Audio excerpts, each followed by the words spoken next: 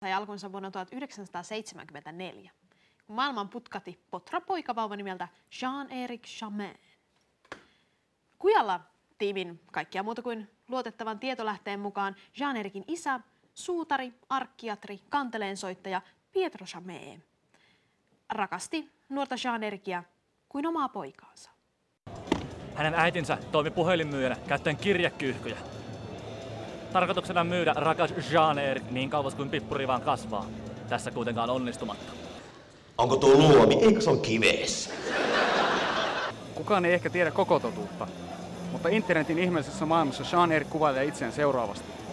Hei, olen Zani, 36-vuotias stand-up-koomikko ja yksityisyrittäjä. Tarinani sai alkunsa, kun isäni matkusti Ranskasta Suomeen seksilomalle ja löysi itselleen naisen. Mutta kuinka Jean-Éricistä tulikaan Zani? Niin. Olen lapsena hauska ja nykyään on vielä hauskempi. ei, vaan se lähti siitä, että pienenä mä oikeasti ruokapöydässä illallisella Ranskassa kerrotaan paljon vitsejä. Viihdytetään sitä ennen kuin tulee jälkiruoka. Näin. Ja sitten mä imin niitä törkeitä vitsejä. Kerroin sitten välitunnilla Suomessa. On ne täälläkin vitsejä, mutta ne oli tosi törkeitä siellä. Ja sitten mä olen sellainen tarinankertoja aina koulussa, että ehkä keskityin enemmän tarinankerrontaan kuin koulussa käytiin. Ja myöhemmin mä tiesin, että stand-up oli olemassa, niin mä rupesin pyöriin niin klubeilla, missä sitä on. Ja pääsin 2 esiintymään ja toisesta sitten tavallaan mun ura pongahti käyntiin.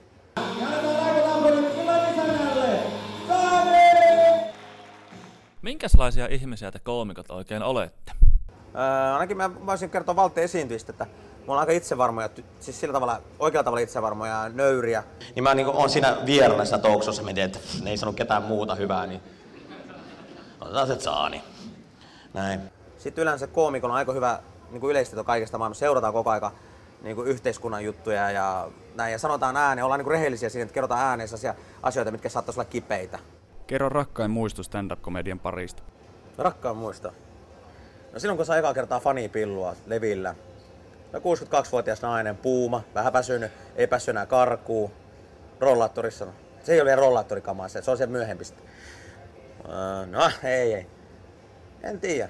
Joka kerta on onnistuminen. Se on porukka nauraa. Ja musta siisteintä kumminkin, kun tää on vielä jollain tavalla marginaalia.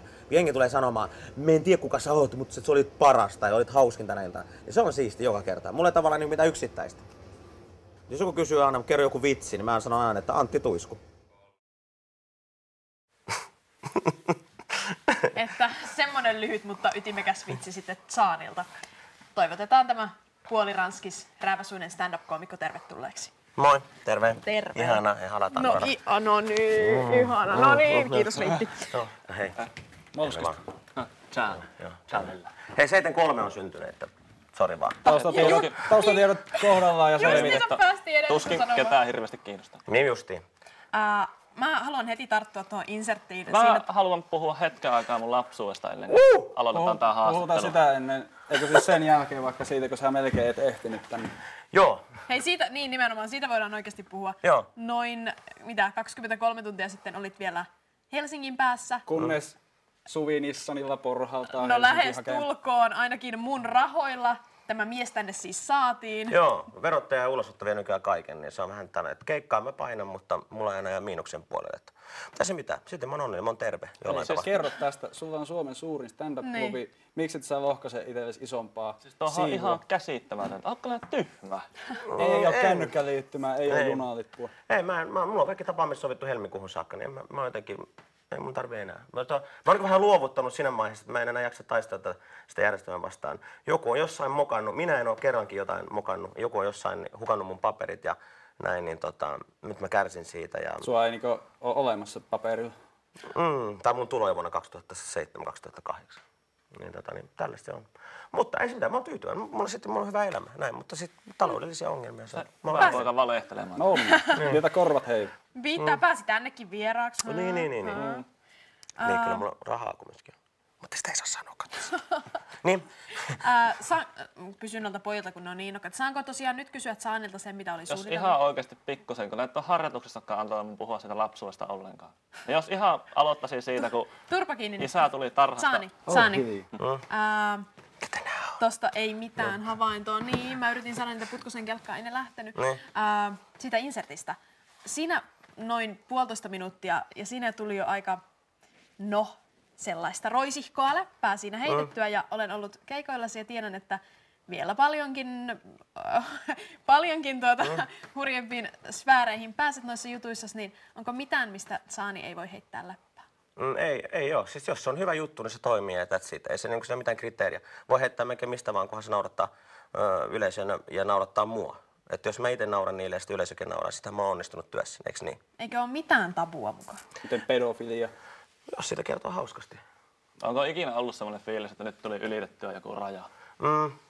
Ei. Itse asiassa viime kerran mä olin siellä treeniklubilla, nyt tää on joka kolmas tiistai 4/5 on niinku open mic'ia. Niin siellä viime kerralla niin mä aloitin tosi paskasti. Mä kokeilin 2 uutta juttua. Niin. Ja se lähti huonosti. Niin jengi ei nauranut. Ja sitten mä huomasin, että sitten kaivettiin vanhat varmat aseet ja näin ja näin. Mutta ongelmana on siinä, että jengi tuli taholle sanomaan, että sä tahallaan teet ja alussa vähän huonosti. Että sitten olet toinen, siis oikeasti tuli tyypit sanomaan, että niille tulee parempi mieli sitten. No, mutta hei, mitä jos olet aloittelija ja sulla ei ole vanhoja varmoja, yleisö ei lämpene, mitä sä voit tehdä? Tee parempia juttuja. Mutta just sillä hetkellä. No sit sä oot suossa, ei siinä ole mitään. Ne jutut, mitä sä kerrot nyt siinä ja sit sulla on ne ja jos ei he vaan lähde, niin lähde pois. Älä sitä myötähäpeää jatka sitten. Aivan. Miten Zani, sä kun olet kuitenkin ollut stand-up-ammattilainen kohta 10 vuotta, ja kuitenkin sun jutut pääsääntöisesti koostuu pervosta alapäämatskusta. Se on minä. Mutta sehän on niinku samankaltaista matskua kuin näillä aloittelevilla koomikoilla. Niin, mutta kun mä oon kaikki ne kokenut itse ne jutut. Sehän se just onkin, että jos kertoo juttua, niin pitää olla aito, että sä niin kerrot itsestäsi ja omaa näin, niin ne pitää jollain tavalla olla totta, koska jos sä kerrot, niin vartalo valehtelee. Jos sä kerrot jotain sellaista, mikä ei ole totta, niin sitten heti ihmisten, ei toi olekaan paikkansa pitävä. Sä et ole uskottava silloin. Mutta jos mä kerron, että mä oon tehnyt näin ja näin, niin sitten porukka, niin se muuten on tehnyt. Ja sitten mulla on sellainen maine, niin kaikki jo tuudittautuu. Kun näkee, että Zani on lista sieltä, okei, nyt mä haluan kuunnella tollaista juttua. Mulla on, jotkut ottaa yhteiskunnallisesti kantaa, jotkut on kliinejä. Mulla on ihan sama. Tää on mun tyyli ja mä oon tällainen. Mäpä kokeilen tuota. Piirru. Ei ne toimi kaikille. Mulla ei tommonen setti toi. Mutta hei, kerropa joku tilanne, missä sulla on... Ei ne toimi! Kyllä se toimii. Niin no, Kyllä se noin. Niin pojat. Oikeasti. Kerropa tilanteesta, kun sulla on itsellä pärskäytynyt naurut semmoisessa sopimattomassa tilanteessa. Mitä tapahtui ja miten siitä eteenpäin? Missä? Jos on joskus ollut sellainen tilanne. Niin. Hautajaisessa on kerran. Oman isoiseni hautajaisessa. Rupesin hymyilemään, kun kannoin arkkua. Ja se johtuu vaan siitä, että mulla oli sellainen rento fiilis ja se oli pitkään ollut sairas. Niin tavallaan se rupesi hymyilemään. Niin monet tarttuivat, niin nyt se on tossa ja nyt se menee tonne. Mutta kukaan ei kuittailu siitä. Ei, vaan kaikki ties. Rupesiko ne nauraa niinku sun kanssa? Ei, me hymyiltiin. Jos oli sellaisia, ei nyt ääneen naurettu, mutta siis oli, ja ne on aika vakava, ne oli sotilashautajaiset, siellä oli niin näin. Mutta se oli ok, koska kaikki, ja mun isoisa oli hirveän sellainen pieni tyyppi, näin, mutta sellainen hauska kaveri, niin se varmaan, se odottikin, että niin pitää tehdä. Varmaan nauroi itsekin siellä. Niin, nimenomaan. Sen takia se on vähän hankala, kun se hytky. Kääntyi haudasta. Ei, kun siinä arku. Tohon muuten voisikin palata. Siinä insertissä tuli esille, että se on sieltä Ranskasta lapsuuden ruokapöydistä tämä härski läpäheitto lähtenyt, niin oliko se nimenomaan tämä sotilaspappa, ketä siellä Villeintä läppää heitti, vaan kuka? Ei, kun mun isoisa asui Suomessa. Aita on toinen, okei, joo.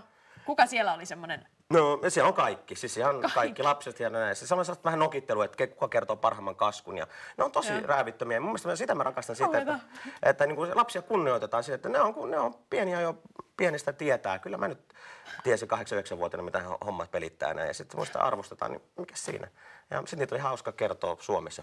Wow, kerro uusi. Sitten vielä tähän loppuun. Okkonan naurunoklubi täytti 4 vuotta. Joo. Nyt saat 4 sanaa mainostaa klubia. Se on hauska, tulkaa. Se on 3. Niin, huutomerkki. Saat kertoa vähän enemmän. Nyt on tilaisuus mainostaa. Ei, mutta se toimii ja käykää ihmiset. Kerran kuukaudessa, eikö? Kyllä, seuraavaksi on tammikuun, en muista mikä päivä.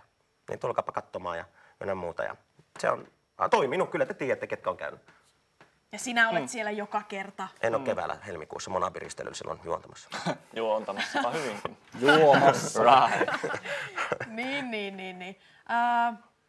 Antti on muuten tehnyt paikan, äskeinen vieras on tehnyt tämän. No ja sekin vielä tässä. Käykää ostamassa hänen hienoja pippoja. Se on vähän niin kuin uusi mainoskatka tuli yhtäkkiä vähän muun päälle. Stockman. Ihan käsistä tää homma. Stockman. Niin ruvetaan varmaan sammuttelen tältä kadulta valoja tältä erää. Paitsi että Pojat, olisiko vielä joku Joo, hyvä meillä juttu tähän väliin? tuo yksi.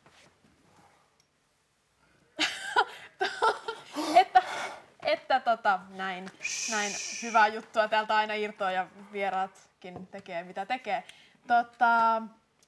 Suvi, Samppa, Jarno, Team Kujalla kiittää ja kumartaa. Toivottavasti kaikesta huolimatta nähdään nyt se näissä 200 merkeissä euroa? vielä ensi kerrallakin. Kiitos, hei hei! Hei hei ja hyi hyi! Hei hei!